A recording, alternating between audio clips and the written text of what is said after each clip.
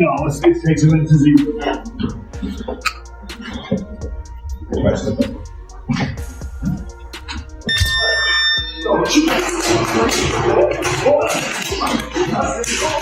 Kid with a real boxer, real champion boxer. That the only other time he's been put a defense to get mad with that was against Fury's Tommy Fury, but it wasn't that level, obviously. And all the size things you just rightfully pointed out. But he would have been in there with, I mean, it seemed crazy. Gervonta "Tank" Davis has shocked fans with his dramatic new physique ahead of his upcoming clash with Jake Paul. Famous for his explosive power and compact build, Davis appears to have taken his training to the next level.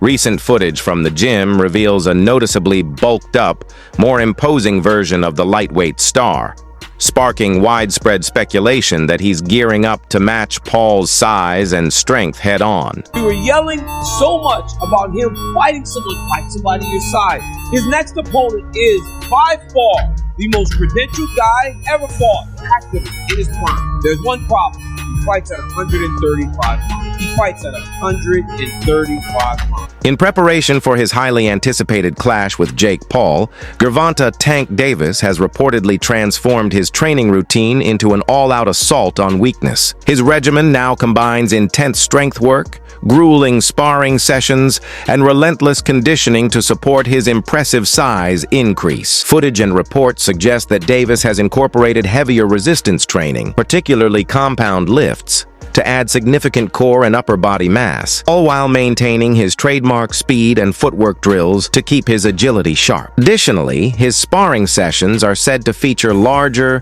more physically imposing partners, including some with near heavyweight frames, to help him. Yeah. This Santa Cruz right here is dead. You gotta let it burn, baby. Let it burn. Mind over matter, son. Mind over matter. This is the blue zone. Ain't nobody doing no shit like this. Come in the desert.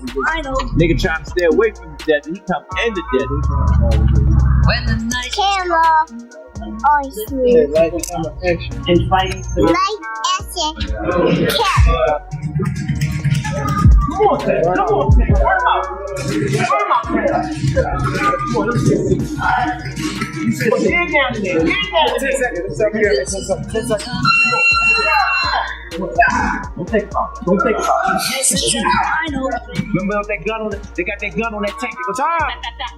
when the night is cold. Hey, Daddy. He ain't gonna keep you here late tonight.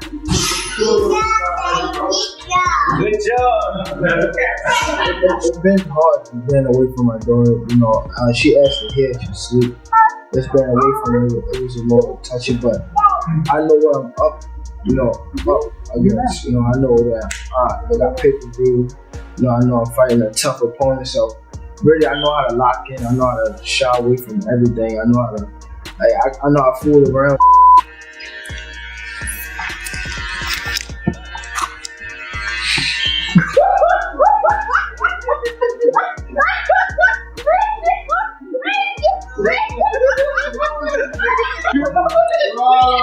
You got three words.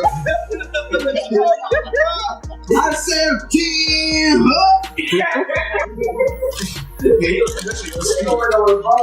No, don't do Nah. However, Paul naturally carries much more weight, and the bout's rules set a 195-pound limit with both fighters required to wear 12-ounce gloves. For Davis, who typically competes around 135 pounds, this represents a massive leap in size and power. The drastic difference has sparked widespread concern, with critics warning that adding so much bulk could compromise Davis's signature speed and explosiveness, the very attributes that have long defined his dominance in the ring. Jake Paul, Tank Davis fight got moved to Miami. I think Jake wins. Jake's just so big, dude. I think Jake wins. This is different because it's similar. It's similar to Logan versus Mayweather, but Jake Paul now obviously is way more advanced than where Logan was at that moment in time. I mean, Conte's fucking sick. I mean, yeah. No, but dude, Jake watches highlights. Jake is nasty. He's so sick. I love that guy, bro. Tank is not the guy that knows how to sell a fight. Tank cannot sell a fight in his own division. Give the Paul brothers and they come over to boxing. Their idea from day one is we don't have the skills or the experience. What we're going to do is we'll take on the absolute best guys, but they're going to spot us some pounds. Tank has one job, that it doesn't make any difference, that boxing is a real sport. My skills versus your skill, of which I am an abundance of and of which you have none of. Tank is telling anybody that will listen that there's a size problem. My skills and my experience in boxing, I do not have to wonder who's in the bar tonight. Any bar I go to, I rule the bar. No, it turns out that you don't. You need some big guy to warn you. Apparently, boxing has never stood its ground. Boxing has never been able to explain why Floyd needed a half hour to get rid of a guy who's never boxed before. Hank Davis has already began this. When you choose a dum-dum, don't be surprised when he goes out and acts like a dum-dum. UFC President Dana White didn't hold back when discussing a potential showdown between Jake Paul and Gervonta Davis. He suggested that genuine excitement for the matchup is limited, but admitted it could still serve as a valuable opportunity for Davis. After enduring a string of negative headlines and a dip in momentum outside the ring, Davis finds himself in a vulnerable spot, making Paul's lucrative offer time. According to White, while many question the legitimacy of the fight, it could help Davis regain the spotlight and secure a significant payday when he needs it most. White also pointed out that Paul's reach and raw strength would allow him to apply constant pressure, using his size to lean in, clinch, and smother Davis's offense. Although he acknowledged Davis's technical skill and punching power, White argued that once a smaller fighter steps into Paul's physical domain, those advantages may fail. In the end, he framed the bout less as a pure boxing contest and more as a test of whether Davis can withstand and overcome the overwhelming physicality Paul would bring into the ring. Is picking Jake Paul to beat Gervonta Davis. This is not a fight that I'm excited for at all. I would rather have Gervonta Davis fighting in a real boxing match against the likes of Lamont Roach, Shakur Stevenson, Keyshawn Davis, Emmanuel Navarrete, anybody that is in the 135-pound division and around. That's who I want to see Gervonta Davis fight. However, we live in a world where everybody is trying to do things as big as possible. And the biggest fights possible right now, unfortunately for the sport of boxing, is an exhibition fight between Jake Paul and Gervonta Davis. So, I do like it for this reason, though. I like it because it is allowing Gervonta Davis to have a fight that is going to be big and that the mainstream media is going to have to cover, the mainstream media outside the world of boxing. Gervonta Davis has been, without a doubt, blocked, having venues blocked, having fighters, having other promoters paying fighters away to go different directions from Gervonta Davis. So Gervonta Davis was in a bit of a hole. And he gets an opportunity to fight Jake Paul for $200 million or whatever. I don't mind it at all. As long as Gervonta Davis comes back to the world of boxing after he gets done with this, hey man, you got your money, no worries. But you gotta love Dana White having the audacity to pick Jake Paul in this fight and says something to the effect that, hey, he was talking to Logan Paul and said, hey, when you were fighting Floyd, you know, there was this, you're a gigantic guy, big size difference. There was a time when Floyd Mayweather Jr. had an overhand right that landed flush on Logan Paul. Bare knuckle fighter and former UFC star Mike Perry didn't hold back when sharing his thoughts on the rumored Gervonta Davis versus Jake Paul matchup.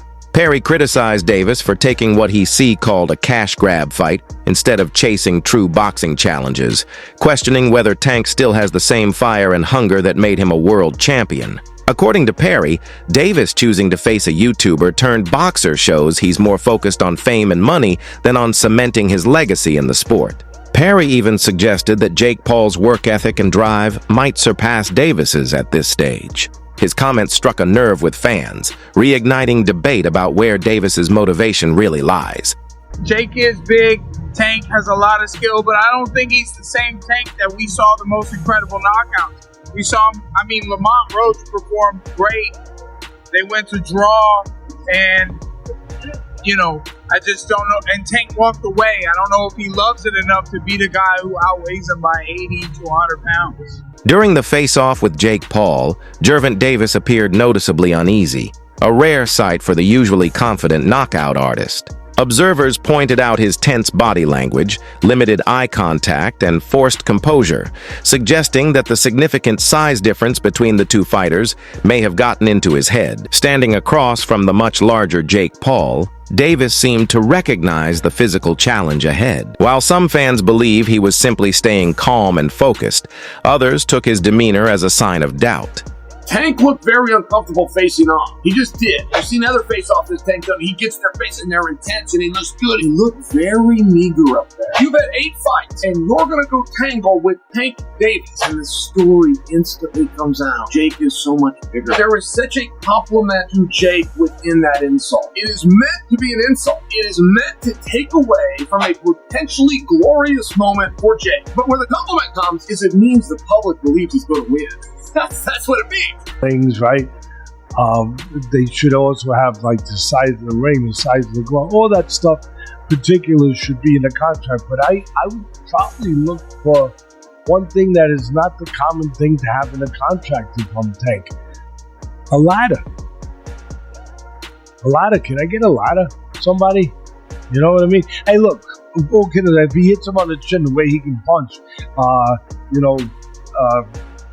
Jake might be doing a dance, you know what I mean? Not voluntarily.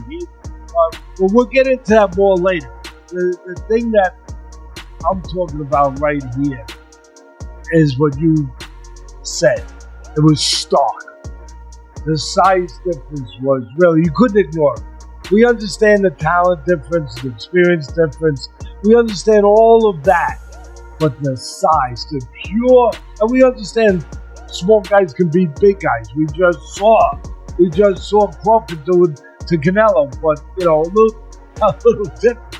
The size difference was, it was eye catching, jaw dropping, and it made me think. And I'm going to ask Richie, our man here who's doing all the taping, who does such a marvelous job. I'm going to ask him because I know he's an expert in this area. But it reminded me of one of the Rocky movies where they had the face, where they did the wrestling thing with Rocky and Hulk Hogan, a.k.a. Thunder Lips. It was Thunder Lips back there. And I thought I had it right, and it was confirmed to me. It's Rocky 3.